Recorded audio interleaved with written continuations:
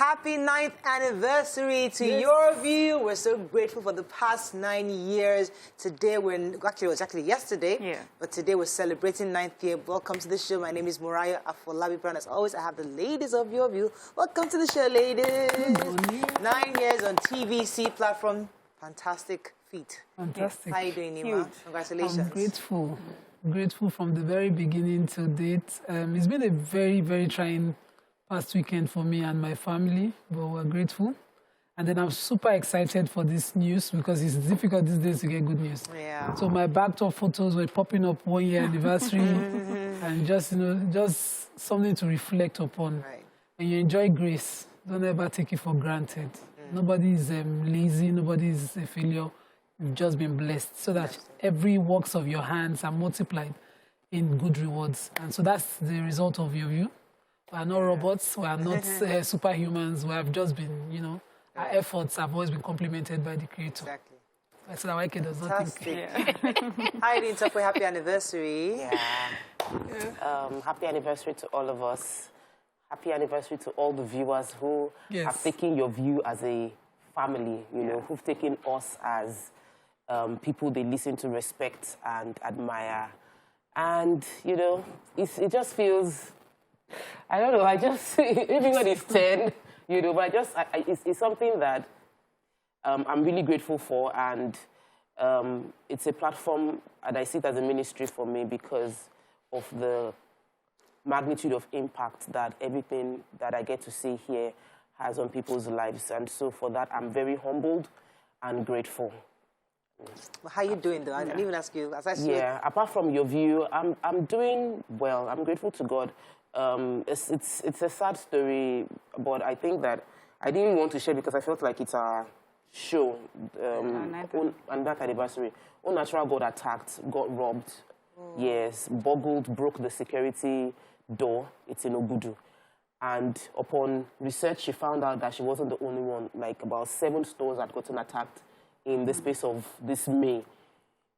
And Ogudu is a major highway. So it's worrisome to see that level of burglary coming up again in Lagos. And with whatever we need to do, the government must be aware that these things are happening. Right. The police is aware. They said they should pay a vigilante to protect the locality. And I feel that's not the only solution. But through it all, we're grateful for life, that we are alive, and then there's hope.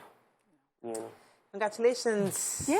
Happy anniversary. Look at the angel that walked into the studio. Definitely one of our angels. I'm just so grateful and I feel so blessed to be part of this family.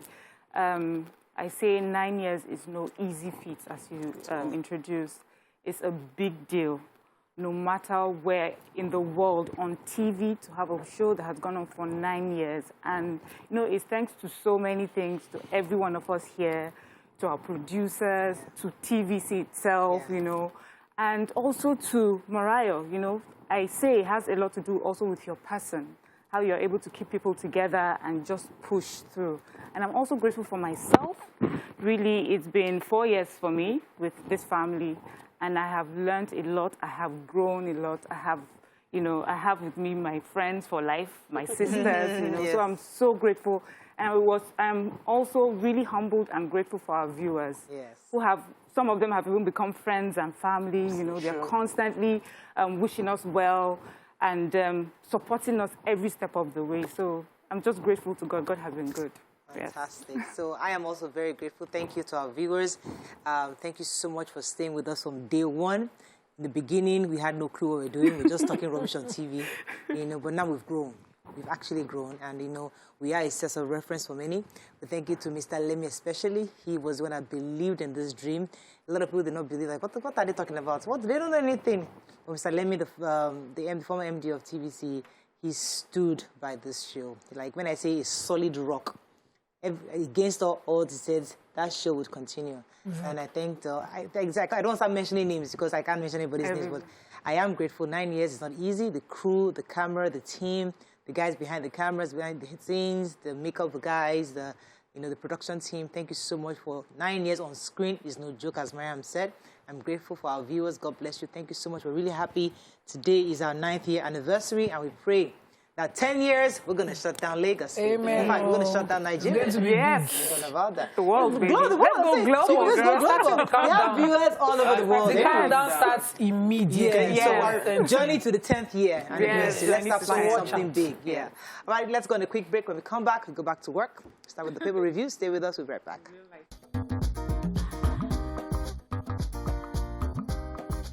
Stay tuned. Your View will be right back. Thanks for staying with us. We're going to start with the nation. Presidency, Buhari not part of plot to draft Jonathan into race. EFCC uncovers another 90 billion naira fraud against Accountant General. How Atiku struck last-minute deal with Tambuwal to win ticket. Suspect excretes 95 heroin pellets. 8 children for release to train terrorists. Primaries, 42 senators won't run. And Methodist prelate bishop kidnapped in Abia. Jimo Ibrahim, Obiano's wife, Bagudu wins Senate tickets. Okay. Which story are we starting with? Okay, let me start with NDLEA. So a wanted drug pin that NDLEA had been looking for 5 months has finally been apprehended in Ondo State. So some months back, he was suspected to be behind over 2,000 kilograms of cannabis sativa that was seized in a concrete mixer truck in Adamawa State. And the NDLEA have finally been able to arrest him. His name is Henry Chukwueneku Okamaru. And then there's a story of this man, a 36-year-old man called Uchi, who is based in Italy, who was arrested at the airport. He was heading to, that's at the Abuja airport, heading from Abuja, Paris, Milan. He was arrested on May 15th. He was suspected to be, had ingested something. He was kept under observation. And during the observation, he excreted 95 pellets of illicit drugs. His story, they always have a story. He says that he came to see his parents in Nigeria after being away for 12 years in Italy. And he came to also complete his father's traditional marriage rites, which I don't understand. He added that he was paid 1.5 million after a successful delivery of drugs in Milan. And the rest is, there's so many other stories and arrests that NDLEA has made. Major headline, undisclosed source from the presidency is, distancing the presidency from Jonathan's ambition under the APC, saying that President Buhari has no intention, and it's impossible for him to have intentions of, forcing President Goodluck Jonathan on the party under the APC, saying that, the president could not, over the weekend, be talking about how much the PDP failed under his watch, and then still be plotting to draft him into the race under the APC, that, he blames the aides of the former president for all of this drama that has happened around his ambition, that they allowed it to, the rumor to start and allowed it to fester among bloggers. Okay. The prelates, Methodist, a really sad story. The prelate of Methodist Church, Nigeria, His Eminence Dr. Kalu Samuel Uche, has been kidnapped. This happened 7 p.m. yesterday. Ihubeleru Isochi Road in Umuniochi local government, Abia State, was where it happened. The police has confirmed the incident, which, of course, has caused a lot of fear within the hierarchy of leaders and especially within the church, because it was also learned that another bishop of the church, whose name could not be immediately ascertained, was also kidnapped. So it's not clear if the government have made any connection to the family requesting for ransom, but this cleric was actually soon to retire. So this is really worrisome. It's really sad. So the terrorists who attacked the Kaduna-Abuja train are in talks with Sheikh Gumi. Sheikh Gumi's spokesman, his name is Tukur Mamu, was saying that the federal government they've actually extended the execution for these terrorists, because remember the terrorists had said that they're going to execute the 62 passengers with them. According to this spokesman of Sheikh Gumi, saying that they've extended that now to June 13th, and they're giving the federal government time to release 8 of their children in their custody. The report did not tell us exactly when these children were arrested, but the spokesman continued to say that we can confirm that they have also continue to give them proper medical care and feed them properly, and they are waiting that the federal government releases students so that they can have that exchange. It's just, Okay, so the story is they had made the threat that they were going to kill them and they would stop feeding them or giving them any medical care. That's the victims. Okay. But they have now decided, given talks with the talks with the person, they're saying that they're giving the government a 2-week ultimatum. And so, and in that time, they will feed these victims and they will make sure that they get medical attention because the federal government was able to show them proof, a video proof that their children, the children of the terrorists were still alive. Yeah. Okay, moving on quickly now to Punch. Pro-zoning Atiku candidacy. Pro-zoning forces angry, slam PDP and Tambuwal. Lagos telecoms accountant commits suicide, friend blames depression. Can PFM fume as gunmen kidnap Methodist prelates, others in Abia. Lagos continues crackdown, demolishes 7 buildings in Mushin. 4 feared killed as Lagos cultists clash, rob residents. Port Harcourt stampede, church mourns, traces victims' families, and club was shut. I don't know if Zainab will say yes to me. Says Adeyanju, who rode motorcycle from London to Lagos. Nigeria's internet population grows by 108.39%, now 80.68 million people. And EFCC arrests Yari, alleges ex-governor got 22 billion naira largesse from the Accountant General. Okay. I was going to start with the major headline, because the biggest story this weekend, obviously, was Atiku Abubakar. Drama. That happened. So, Money's flying. Over the weekend, the PDP had their primaries, and clearly one of the things that marked that primary was the fact that Tambuwal was willing to step down and get his voters, that's for the governor of Sokoto State, to move his supporters to support Atiku. According to the report that I read earlier, they say that what he had actually negotiated with Atiku was that he will become the Senate president in 2023. Although other leaders within the party were able to appeal to him also to step down. But that was exactly what caused according to the reports, the swing against Wike, who was the closest contender for Atiku. And many groups have come out to say that this is a complete gang-up against the South, the Southeast especially, and that zoning would have been the preferred way to have equity across the country. But, It would have been easier if the South also ganged up. Yeah, if they had that sort of arrangement. They've ganged up before. It would have been easier if the South ganged up because everybody knew this handwriting was on the wall. I didn't know the handwriting was on the wall. I don't know politics like that. I guess you guys. I was really hoping that people would there was talks between these two people. Consistent talks that just did not fall through. Wike was pretty strong. Very. Wike was if very they strong. just ganged up, if everybody... the South were always divided about the personality of Wike. Well, you knew it was the person that could win. To find someone is not impossible. I just don't understand why they cannot gang up. If they could do it together, gang during up. the insecurities, they can come there's together. This human interest story of a lady. I don't like that her name and her picture is there, but I will take the story. They said she's a Lagos accountant. Her name was Folake Abiola, and she committed suicide. She was 45 years old. She worked in a telecoms company, and she had taken an insecticide and was found dead in her home. The story actually was everywhere on social media yesterday, and a lot of the things that we heard was, she died. She did that because she was depressed from loneliness, not having had relationships for many years, But her friends who knew her closely are saying that that's not true. They said she's always suffered depression, that in fact she's been in like a couple of relationships that she had to leave herself. She said if she could not take care of herself, she didn't want to bring someone else into her life while she was still struggling with her depression.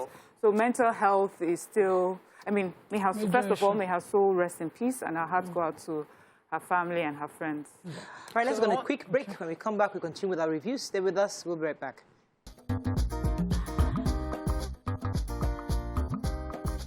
Stay tuned. Your View will be right back.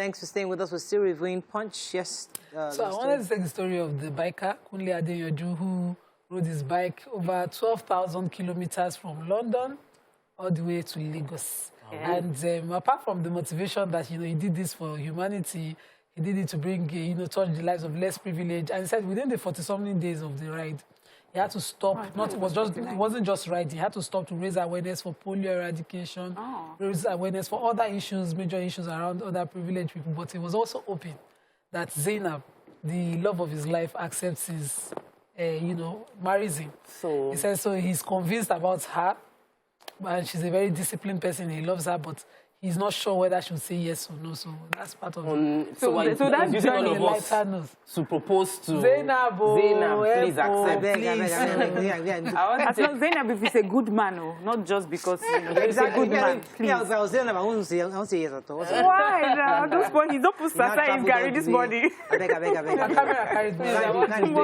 Please. Let me take the Nigerian internet population's growth story, because this is a good news. Because prefix to the story is the more we have internet broadband penetration, the more we can get education to people, because the social media levels, internet levels the ground across the world. So in the last 4 years, the population of Nigerians on the internet, using the internet, has grown by over 108%.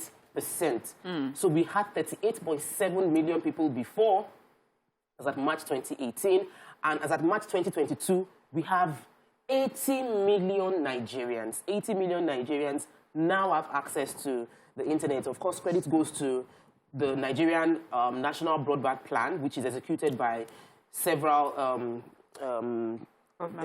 agencies that are tech businesses that are furthering the plan. But it is a good news. We now need to have a strategic plan to ensure those that are online are using it for the positive things, and we're using the impact to generate and build Nigerian businesses. It's been really helpful.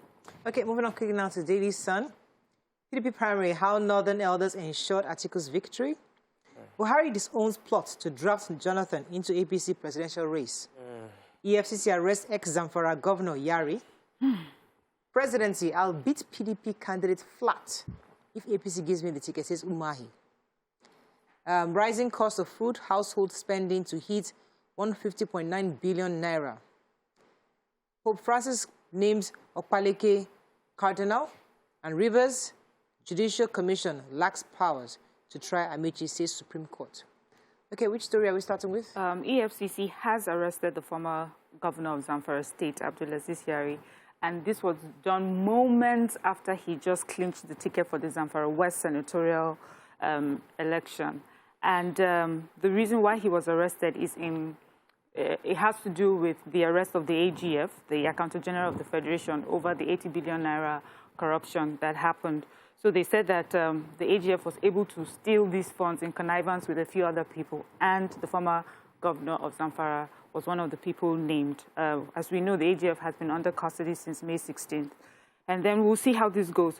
Just a bit curious. I don't like to, stir the pot or anything, but I'm saying he was arrested where he got the ticket. Someone else was, his house was almost, broken down to arrest him. Why couldn't they have done that the same? Or did they learn from that and then, Yeah. Okay, I was going to take Governor Umahi's story.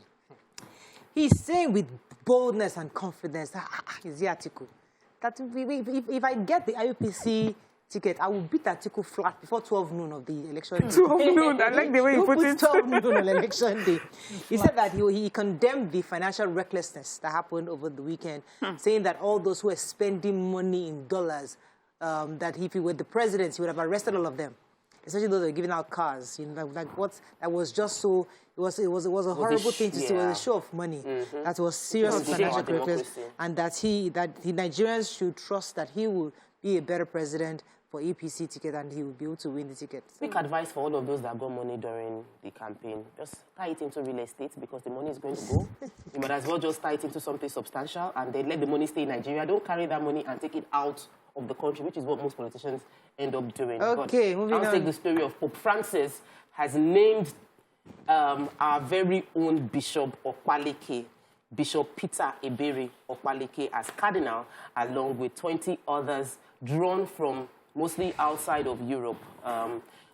though Opaleke was firstly rejected, you know, but he got into, yes, they read the CV, but, you know, this is, this is a worldwide recognition for growth in this religion or in this sect, you know. So, and for every Nigerian that gets to achieve something substantial, we must celebrate. So I celebrate with all the Catholics and most especially Bishop Peter Iberi Opaleke.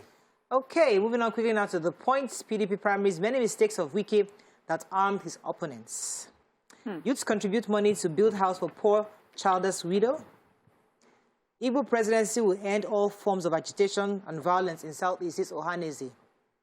CBN increases loan to farmers by 57.9 billion naira, keeps special rate at 5% till March 2023. And FG should compensate victims of police brutality from corporate salaries. Hashtag Hensa's panel chairman. Okay, which story are we going with? So the youths in Ebonyi State, I can't remember, I don't have the picture of the story yet, were able to gather together and complete a mini flat for a widow who's in need in that state. They were able to raise funds and complete her house. Basically, that's what the story is about. But it happened in Ebonyi State. And the community... So a good deed, a good positive story. Positive story. Just quick updates concerning what the CBN has done. The CBN currently has kept, you know, I told the story about a week ago that there was likely going to be increase, and there was increase in our interest rate. But good news to all the farmers, interest rate has been kept at 5% till March 2023, and more facility, loan of up to 57 billion is available to farmers. I think it is a good, it's steering in the good direction, but it must be holistic in that the farmers are unable to properly maximize the opportunities the loan gives them because of insecurity challenges. CBN is supporting farmers. We must have CBN security support funds or structure with our security officials to ensure that the money we give to farmers don't go through and then we don't hear back from them because they will say there was insecurity challenges and they were unable to pay back the loans that they have gotten. But it's good news that we've gotten more loans. Moving on quickly now to Tribune. Fresh issues over North and South balance. That's referring to the PDP presidential primaries. EFCC arrests ex-governor Yari. Drug kingpin excretes 97 pellets of heroin. Those calling for return of Jonathan are selfish, says Falaye. Adelabu dumps APC. Buhari wins Oyo North senatorial primary. Shina Peda loses. Okay, I was going to take the story.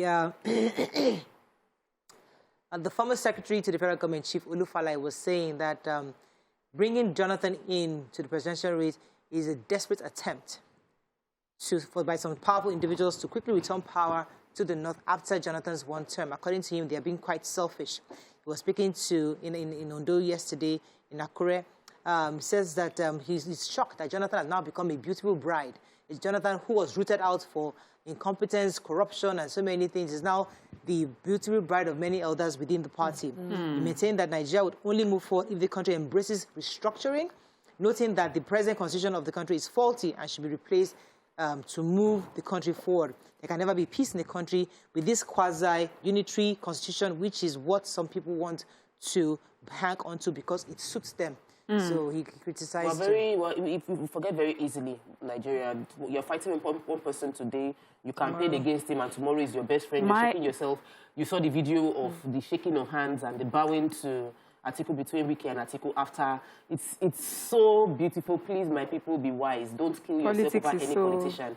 Do not allow yourself carry arms over any politician because after your burial, they will shake each other and hug each other. And hope you get the proper burial even. My own is the former president in or out? Because constantly we hear he didn't get it, he has returned it. That's why there's extension. Anything can happen in the I saw it next year. Was it Tolu? What is it? Ogulesi? Yes. On Twitter. We sent a message. I saw it this morning. I can't verify, but based on Ogulesi's tweet, says that the 23 list has come out and Jonathan's name is absent. So his name is not there. So we still have 6 days, but the 23 names that was out this morning, no, they don't have Jonathan's name. So maybe and the man is 80 Jonathan now. He's all the way in Italy. He's there for European. The guy is not saying They're just using his name. He says former President Goodluck Jonathan arriving in Milan, Italy on Sunday to attend high-level advisory board meeting of the European Corporate Council on Africa and the Middle East. So the guy is doing his own thing. He's beautiful. Leave his name out of this. Moving on very quickly to Vanguard. Oh, I don't think we can take any more. Is there any really important story in Vanguard that we did not take? I think we're taking most of the stories. Okay, that's all we can take on front page review. When we come back, we want our hot topic of the day. Stay with us. We'll be right back.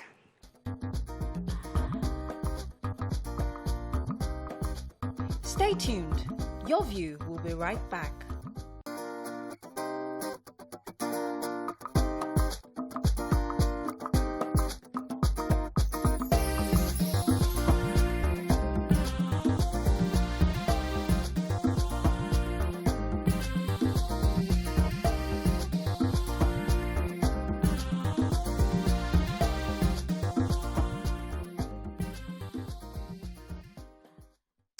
Thanks for staying with us. So, sadly, over 31 persons were feared dead, with others injured following a stampede at the Polo Club in Port Harcourt over the weekend.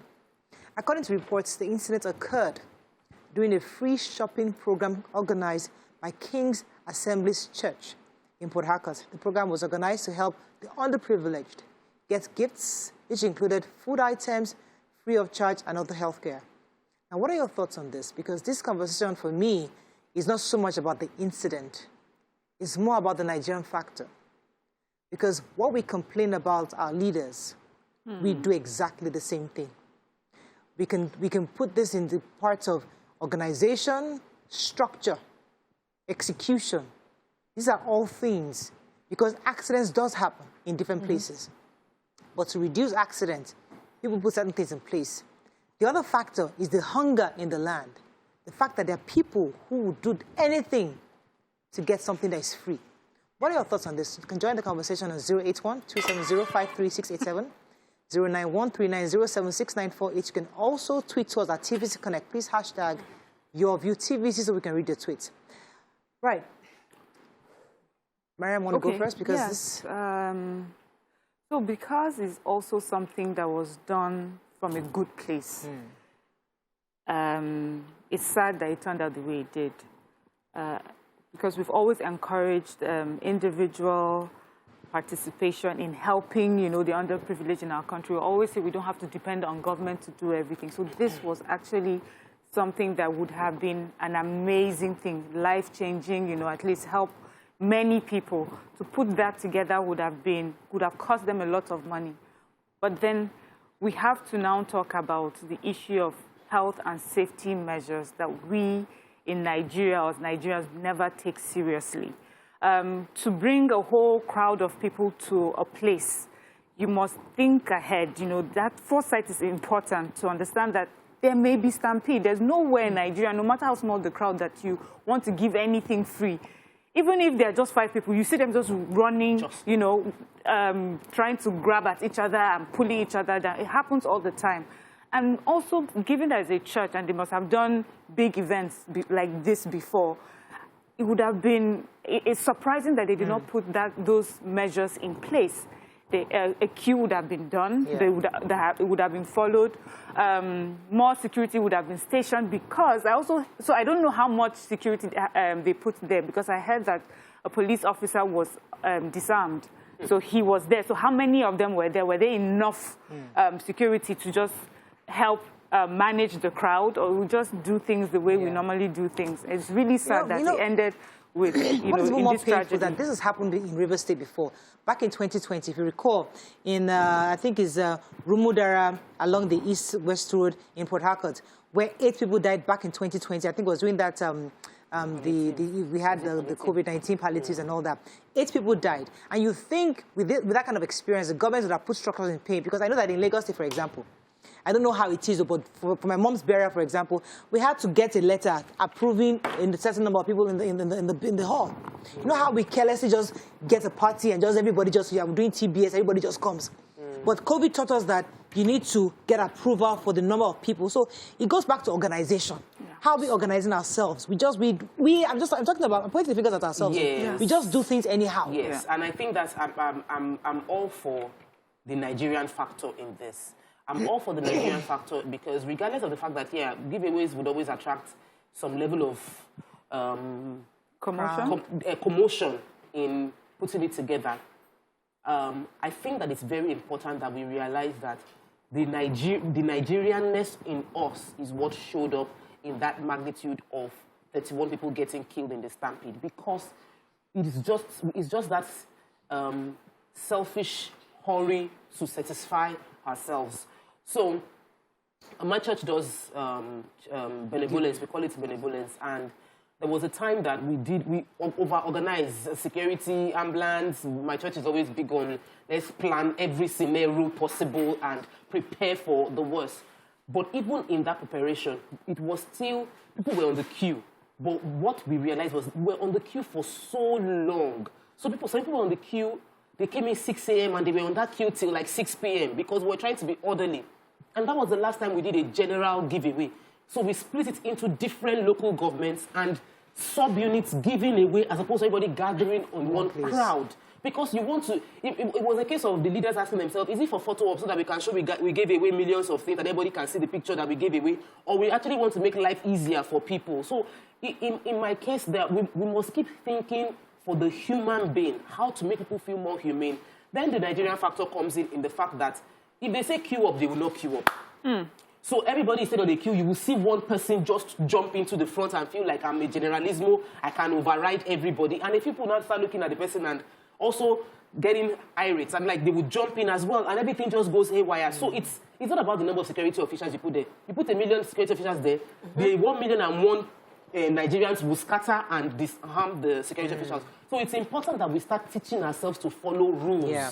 It's follow obedience, follow the rules, value human life, wait for your turn. It's just a few minutes after, and you will get what is supposed to come to you. When this wait for your turn thing, I mean, we'll come to you, Nima, because ordinary getting on the plow, I was so upset when I went to Abuja recently.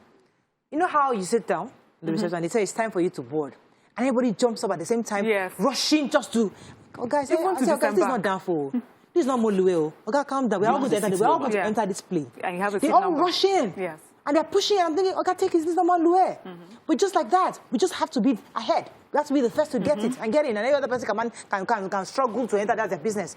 But Nima, there are children involved here. So you hear free. You carry your children along with you. And I mean, it was heartbreaking to see them. There were quite a few children in this. So, I come from a bit of humble background, and I must say this, when I read this story, parents must now start to learn to teach their children a bit of self-respect. I remember growing up, my mom would never go for a family event, whatever event, weddings, and carry her 4 children. We're 4 then. You know the way mothers will now lap them. You can't afford it. You put the children, they will come to the party, they'll be forced to eat. No. You must stay home, and whatever she has, you must eat it. Whatever she has at home should be okay for you. Parents must start to train their children. I saw this happen, this kind of thing happen during the COVID palliatives give out. And then they were breaking warehouses in my own area in Amodofin. They attacked warehouses in Maza. People were carrying their children to go and hustle their and they were telling them to hustle. As you carry, enough of the noodles that you carry, whatever you carry, as much as you can carry. And I was like, I remember my parents would never feed their children such thing that they brought, not to talk of their children bringing. Parents must start to teach their children. This hardship we are shouting, it don't hard before, it's not today. Life is time. Yes. There was one sap time when we would say sawdust. We're using sawdust to make food. Yeah. There was no kerosene. Then gas was a big man's thing. We'll go and fetch sawdust and we'll make our food morning, breakfast, lunch, and dinner, and cool out the food. And I grew up and see I'm here today. I cannot imagine. I will beat my child to black blue if I see my child in such a state. Because my parents would never accommodate it in their house. And we grew up with our own dignity. Never did I go and carry plates to somebody's house and say, we don't have food today, come and give us. It was always a thing that, my mom will say, we have excess. Bring your friends home. I understand that, So Nima, it's but important. I'm saying in this case, No, because it was a shop for free. It was a shop for free. And the moment you saw that it was a shop for free, did you have to bring your children? No. One is enough for the family, but that wasn't enough for them. Then you bring children. If you see it's getting rowdy, it's just the same thing I do when I get to public transport. Yes. If you are rushing into the bus, I step aside before I will lose myself and my phone. Exactly. And my important thing. So you step aside. Once you start getting rowdy, some people tried to leave before that whole thing went crazy. No. One person went out of the crowd, as Tokwe said, and the other people then joined and said, no, you need to mention you first. Right. So last year, my birthday, I went to give away shoes at Monkey Village, shoes and food and clothes. And I knew, we had an idea of the number of people that usually live in Monkey Village, but we made extra provision. They were not up to 100. Nima knows we bought 100 shoes to go and give away them. So when they were coming, I said, we have enough shoes for everybody. No need. So there's no need for you to join. What did they do? People went to import, like children. They went to bring children. And the pastor was saying, these people are not Monkey Village people. No. So they went to bring more children. So then parents were coaching the children to lie that they had not gotten. I said, I saw you. I gave you. So is that culture of... Is a culture that we need to, it's a culture we need to deal with. Okay. And until we deal with that culture, it will show up in different, it will show up here, it will show up in government. How can, what are we doing? I see the way the elections went for primaries and I'm like, because of money, Nigerians. So that is it. So for me, I remember growing up in Jos, it was a whole different life. And even Lagos used to be used as an example of how not to live. We would stop when you were supposed to stop for transportation. You will hail the cab will stop for you, and then you go in.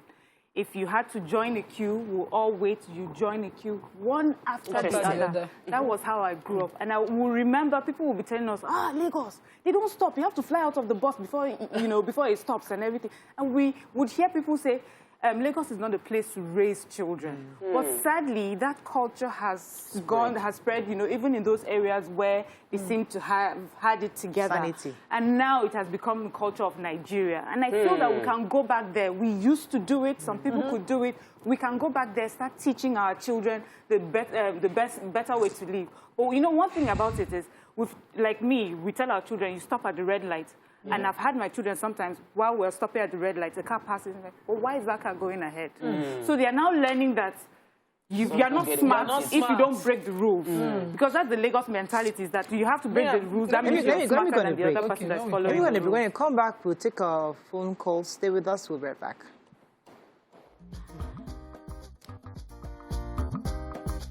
Stay tuned. Your View will be right back.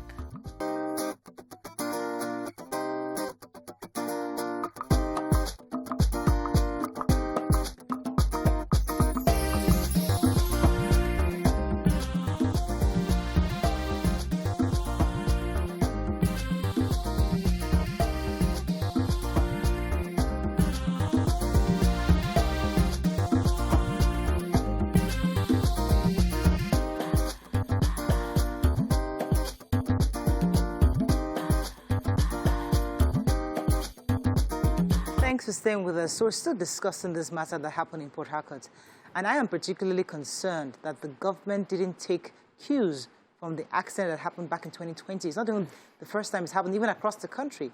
You would think that there'll be regulations as regards crowded places. If you have an event, usually people take permits. You should take permits. If you want to have an event such as this, there should be a permit.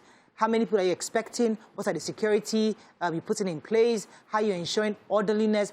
These are things a state or a local government should be in charge. Maybe not the state government, but a local government should have. These are the functions of local government that we've been eroded over the years. Every little thing like that you want to do in a community, you must take a permission and you must have proper plans in place. There was no way a crowd like that shouldn't have been properly controlled. I mean, as I said, one of the lessons the world learned from the insurrection that happened in America is that there's craze everywhere. Like America is the almighty America. There's craze everywhere. So as crazy as they are, we are also crazy. And there's just got to be orderliness. And how do you get orderliness? When you have leaders who put policies in place and actually implement it. Let me take a few calls before we come to the ladies again. Good morning. Are you there? Hello, thank God. Are you there? Oops. Thank God. Are you still there? I think we lost that call. So I was going to say, when Miriam talked about the traffic lights or the red lights, not disobedience or whatever, that, one of the things I noticed when growing up, the best way to teach a child patience and obedience of law is to use a pedestrian bridge. So on Western Avenue, then, my primary school, my parents would say, find a pedestrian bridge, and it requires you trekking to a longer distance and then trekking back a shorter distance. But, doing it over time just taught me, why not? Why can't I then wait for a traffic light when that one is even faster? Yeah. And I see a lot of Lagosians not using it. Right under the Ojota there, they cross the road. Yes, the thing that will avert an accident is there. So, see, government can only do so much. Yeah. But a lot of things are our self-trained, our self-control, our behaviors towards, how to use this thing. So somebody has decided, come and shop for free, things are hard. And then it's not your money. It's not like it's your entitlement somewhere. You just have to queue. And so that it gets to you and gets to somebody else. But no, I must get 2, 3. It's free now. I must hazard the team. I must collect my own, collect double. And then you see these kind of things happening.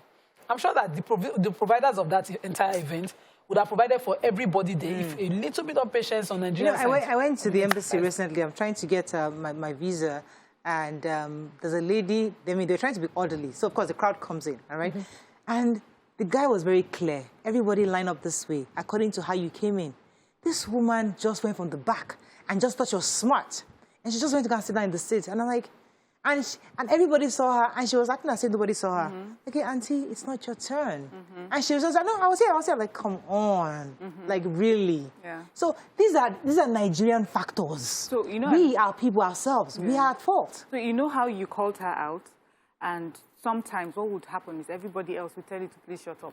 And encourage her bad behavior. Yeah. So then we have now learned, okay, this matter, you're trying to shunt and find your way. But if you have people who will join you and embarrass her for doing something foolish, she would go back and never repeat it again. So there's this culture that we have right now, and we need to do all that we can to change it, because whether we like it or not, this is the seed of that's what we see in all the kidnappings, in all the crime that's happening, because even in the little things, we cannot abide by the proper way to do things. Let me take this call. Thank God you're back. Are you there? Hello, thank God you're there. Hello. Okay. So, borrowing from what you said, I feel that it's good for us to call out ourselves as individuals, but it's also important for us to understand the responsibility of a government.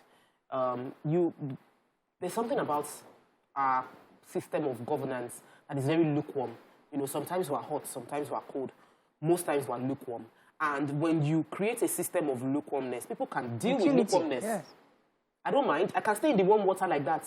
Because if I don't want hot water, I don't want cold water, let me be lukewarm. And the government okays with lukewarm. And that is where we are, where that's impunity, where anything goes, where disobedience, disorder is the law of the day. If you want to be hot, government be hot. If you don't want bike, ban bike. If you want everybody to use helmets, let them use helmets. It's not that they'll use helmets for 3 months and then 6 months down the line, you've forgotten that you gave a law for helmets and then nobody is implementing it, and they will drive by you without helmet and you say, I cannot catch all of them, let me let them go. You are hot.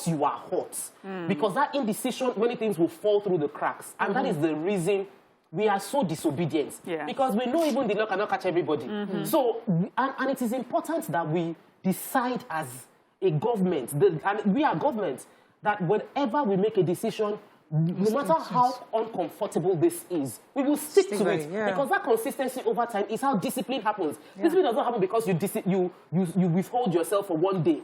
It is consistency of saying no to what is wrong, saying yes to what is right. Then your society realizes that and making tough choices. We don't take that tough choice. Let me take this final call because we have to run on this. I think Thank God is really insisting on calling the show. Are you there? Thank God. Hopefully for the.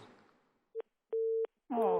Okay, we can't reach you. Okay, let me wrap up with Tonima. Yes, that it's also very important that we ensure that justice is done. So, one of the times I went for my COVID injections, I saw something. The system was set up. We preload our information. You come in, you put your names down, and all of that. So I came in late the day before, and the queue was extremely long. I waited. And also we wrote our names down. I said, okay, those of you on this list, if you can show up again tomorrow, you'll be the first to come. And the next morning, the list don't lose. You know? So you know how frustrated after getting there around 12, having to wait till 4, you know, you just were hopeful that, okay, the next day, if you can just do it a bit earlier, and then you came and there was a long list, and all of them are saying, we came first. Nobody's ensuring that you read the list of the day before. And those people too don't trust the system. They believe that all of us on that day before list were somehow implanted. And, you know, so patience again. In such a situation, I just put my hand on my cheek like this. See, somebody mentioned my name by mistake and I went in. You know, so we need to learn whether or not we trust the system, to be patient and then still try as much as possible to follow the rules. All right, do you have any messages before we wrap up on this? All of them are saying happy anniversary. Hey, thank you. Thank you so much. All right, I think that's all we can take on this segment. Our hearts go out to the 31 people who have passed on, their families, their loved ones. Is indeed sad. And also hearts go out to the state of, in River State also. We pray that the Lord will give them the fortitude to bear this loss. This should not happen again. Not really. This is where it's one thing to blame the governor, but I want to put the buck here at the local government. Every local government chairman should become effective. Every public place, polo 100%. Club, there should be rules and regulations that should be implemented. Let's stop putting everything at the table of the governor. The state government, the local government, the chairman, those who are closest to the people should take responsibility for these kind of things. Let's go on a break. When we come back, move on to another hot topic. Stay with us. We'll be right back.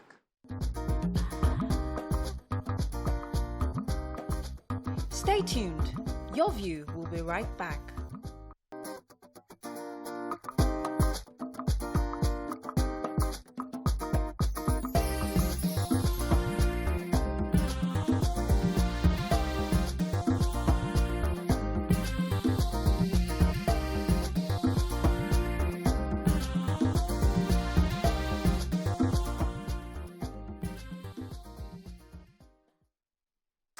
Thanks for staying with us. So another interesting story caught our attention. And it's interesting because this is a global debate on abortion. And we'll be finding a way to, talk about this conversation, although it's not a conversation we like to talk about much in Nigeria. But this sad death of an 18-year-old lady who got pregnant as a result of rape and had to commit suicide after her family forced her to keep the child. Now, this story broke recently, and it was quite a point of conversation for many people because being raped in itself is traumatizing. And having to live with the decision of keeping the child or aborting the child is a whole nother level of trauma. And for this girl that was therefore led to commit suicide brings a whole nother conversation on how do we handle these kind of issues. You can call us on the numbers on the screen, 081-270-53687. 091-390-76948. You can also tweet to us at TVC Connect. Please hashtag YourView TVC so we can read your tweets. Now, we're talking about these also vis-a-vis our culture, our religion, our tradition, how we see these things. We can't look at it through the glass of the Western world. We're seeing it through the glass of we Africans and how we can begin to change our narrative in certain things. What are your thoughts on this? Let me start with Nima. So this tweet by a lady called Stop Black Femicide said that her 18-year-old cousin took her own life, and in the email that she sent to the family, she said she was raped by a family friend that her family had accommodated. And at the time she reported the rape, they just handled it themselves, no report to the police, nothing, no other form of action. They just pushed the young man out of the house after he had committed the act, and then kept her locked in. She wanted to seek help, and they kept her locked in. She couldn't make the decision of whether to keep the baby or whether to abort the baby by herself. And it wasn't, even if she was to keep it, because an option. It wasn't an informed decision. Yes, they didn't give her that option, so they kept her locked in. And the young girl, after a few a period of time, killed herself. And this brings to me the question of rape, of abortion, the rights to abortion. And somebody almost slapped me because, in a jab, for me to say that I support the right to abortion by a woman, it didn't make it make sense to that person. And I thought, why? You, Muslim woman. But the truth is, as a Muslim woman, I'm very informed about my rules under my religion. And a pregnancy under 40 days that is at the risk or that costs the risk of the life of the mother can be taken out. I think 40 or 120 days, I'm sorry. I'll confirm quickly now from my books. But it's allowed in Islam. And in this kind of case, when a woman is not psychologically prepared, somebody who has gone through rape, why are we debating whether she should keep the baby?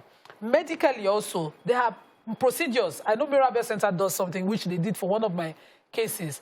Immediately the lady suffered a rape and the mother, we thankfully, if I say what Miriam came for, took the girl to Mirabel Center. They gave her some pills to prevent pregnancy. They put her on a 1 month or so period, a drug, I think 1 month or 3 months period, a drug to prevent HIV. So there are a lot of issues around these kind of things that will start to get sentimental and unnecessarily religious about. The religion that you don't have information about, how do you even use it as a basis and say it's not good to take a life? It's not about the life that has not yet gotten a spirit. It is the life of the person that is alive, the body. A damaged person like that cannot even nurture that baby. So it needs to be her decision to say, I want to keep this baby, I would love the baby despite whatever, than to keep the baby and there's a harm the baby religious further. angle that thou shalt not kill, right? And there's this angle of, it has happened, all things work together for good. People believe that, okay, it has happened, there's nothing that's happened under the sun that God doesn't know.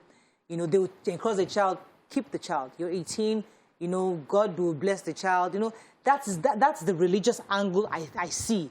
What are your thoughts on this? I mean, is this a narrative we continue to push, or do we leave it to the decision of the woman? So I don't see, I hear that religious angle, and I think that our religion can be, most religious people play hostage to the situation on ground. We just dodge, God will do it, God did it, God can handle it, God is in charge, God did it, God is, like we just put everything on God's table without realizing that we are on earth, we are a physical manifestation of God, and we have decisions to take that would affect people's lives. So somebody who is going through mental challenge, mental trauma that hasn't been dealt with, feeling damaged, is left to deal with the repercussion of something that happened to her.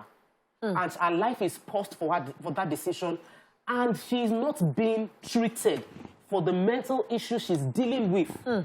Isolation itself can lead to suicide. People commit suicide based on isolation. You lock somebody up without any, like she's not even going through therapy, just being isolated. A sane, hale and healthy person can have suicidal thoughts by being alone, number one. Pregnancy alone with the hormonal imbalance can lead to a lot of emotional, mental health challenges. Then having mental pregnancy combined with isolation for someone who went through rape. Three issues that I felt were not properly managed. I feel we should be blaming the entire caregivers for mismanaging a very, very crucial situation that could have started another way. Now, for the religious part, congratulations to Dr. Helen Paul and her husband. Helen Paul has not hidden her story that she's a product of rape and she grew up with her grandmother. And she says it over and over again that she's professor now. Yes, professor. And it's the stories of her life that has pushed her into understanding that she's not a negative. She's not an anomaly. She's not a mistake. And I'll tell you, Professor Helen Paul is not a mistake. She's impacted this world, even though what brought about her had a little negativity. So I understand that products of rape can turn out to be amazing, phenomenal human being. But in the process of nurturing that pregnancy to maturity, there must be a lot of emotional intelligence and psychological help for the entire people involved. Ma'am, this is an 18-year-old. People abroad will say she's an adult. Make a decision. Why is family so involved in this? I think our own story we need to think back. There used to be a time when a girl was raped, she was forced to marry her rapist. Yes, so nobody thought about her mental health. Nobody thought that she may hate this person that violated her, and now she'll be made to live with that person. Stay tuned. Your View will be right back.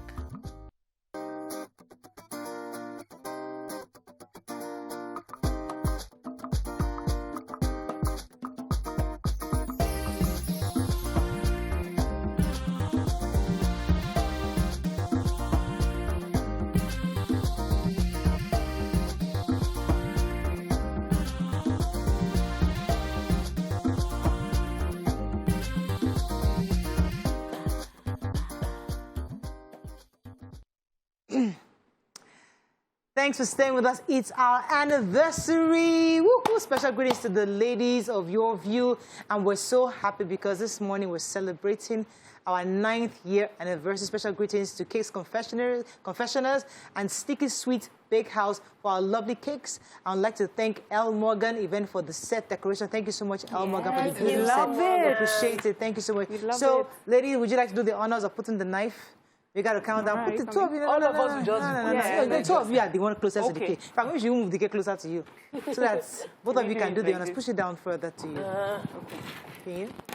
Nice. So the two of you can. We're gonna count. Should we count? But before I count, let's somebody from. I think a special guest from the gifts from the ladies from the producers. I believe this is from the producers for the ladies. See my teeth. Look at that. This looks like my grandma. So there's a surprise from Murayo as well. Yes. From a special, someone. Thank you very much. Don't mind my left hand, please. It's all right. Thank you so much. Thank you so much. We don't know where this gift came from, but this is from Jennifer to Arts. Jennifer to Arts. Jennifer's Arts. So Jennifer Chisom Kano, a public relations department staff of TVC. Brand name is Jennifer_AR. Thank you so much, Jennifer. Very nice. Thank you very much. That person is almost perfect. Yes, but it's all good. Thank you very much. Thank you so much. Well done. God bless you. I'm sure the other ladies probably have theirs too, but we'll give it to them. Thank you very much. We're so grateful. So let's talk a bit about YourView. Nima, Nima sent a picture of our first year anniversary. I thought that was so cute. I forwarded it to Uwa because Uwa looked very different in that picture. Tell us 9 years on the show. YourView is one platform you forever be grateful for. It's like what I call a landing to a lot of things. For me, with where I view it, I've always seen it as a grace landing that God has blessed me with.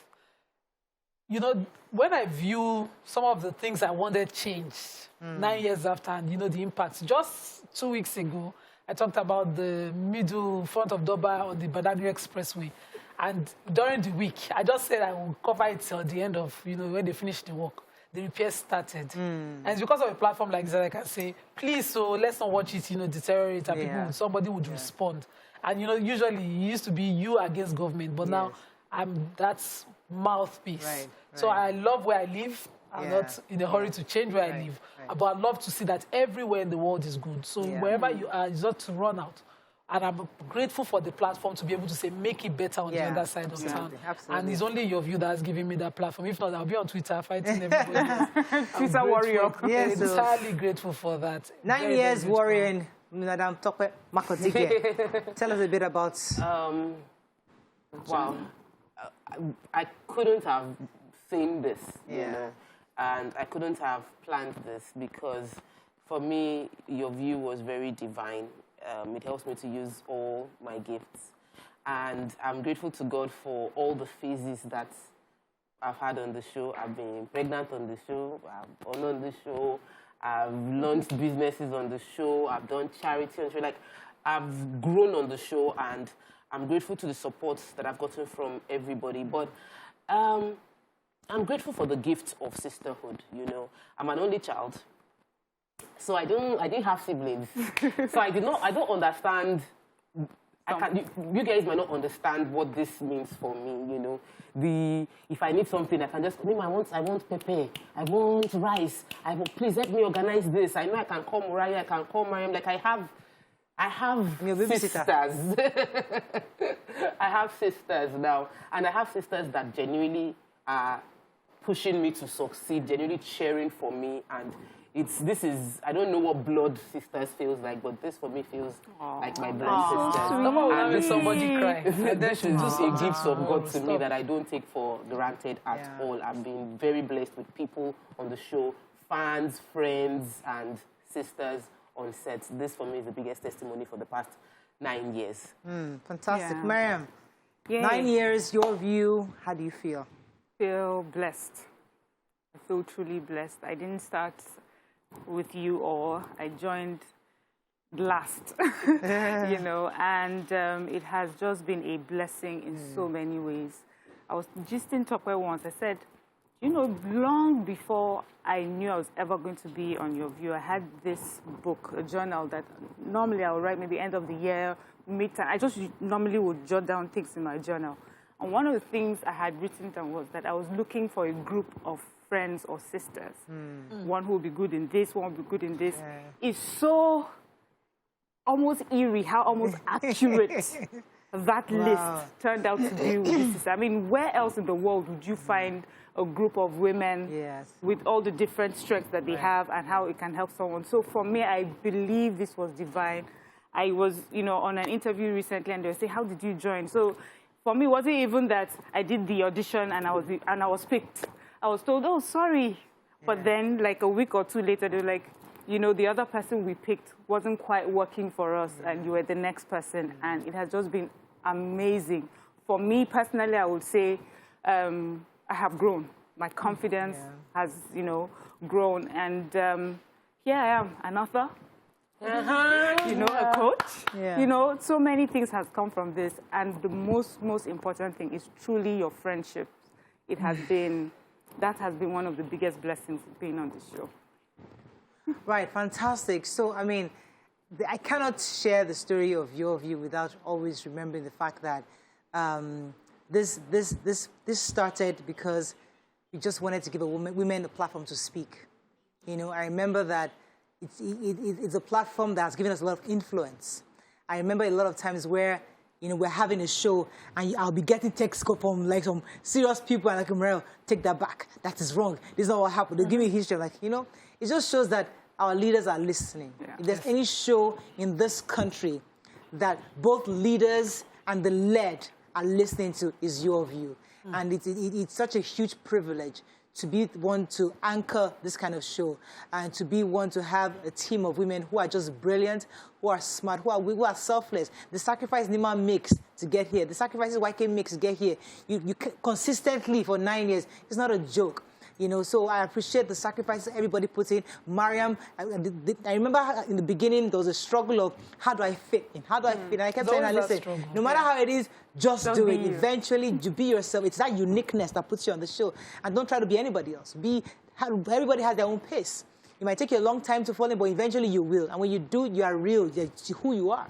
You know, so authentic. Thank you. So I'm so glad for our growth. And it's our journey to 10 years. I'm hoping that our fans can go with us on that journey. What would you like our 10th year anniversary to look like? I would love to hear from our fans. Suggestions. What do you think you do? Should we go to Dubai to do it? Should we do it in Abuja?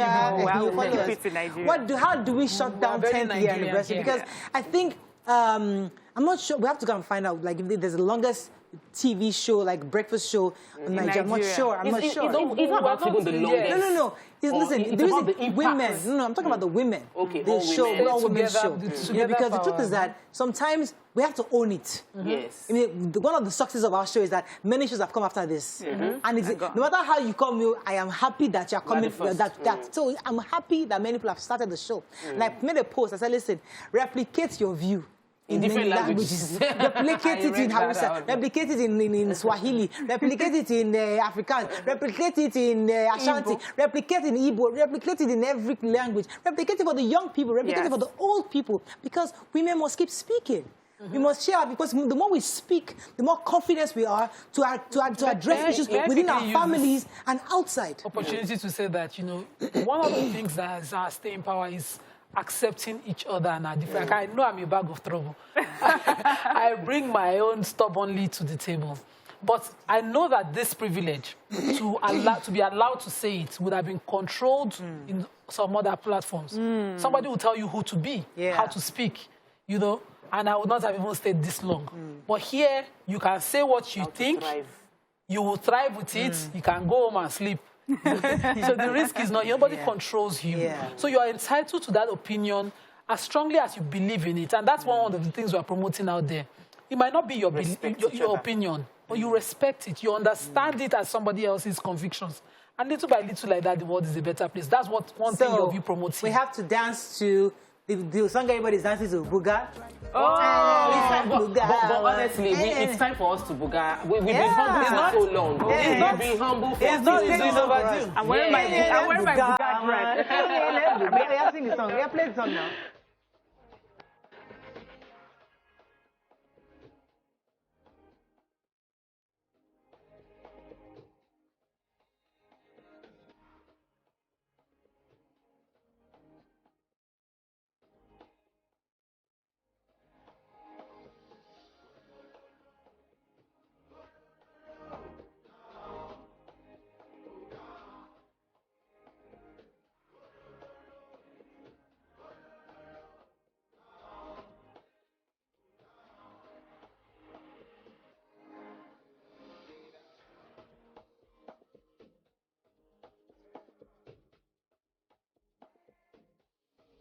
our MD, Olakunle, and thank you for our MD, Andrew Hallen. We thank you for the platform of YourView. Thank you for the studio managers.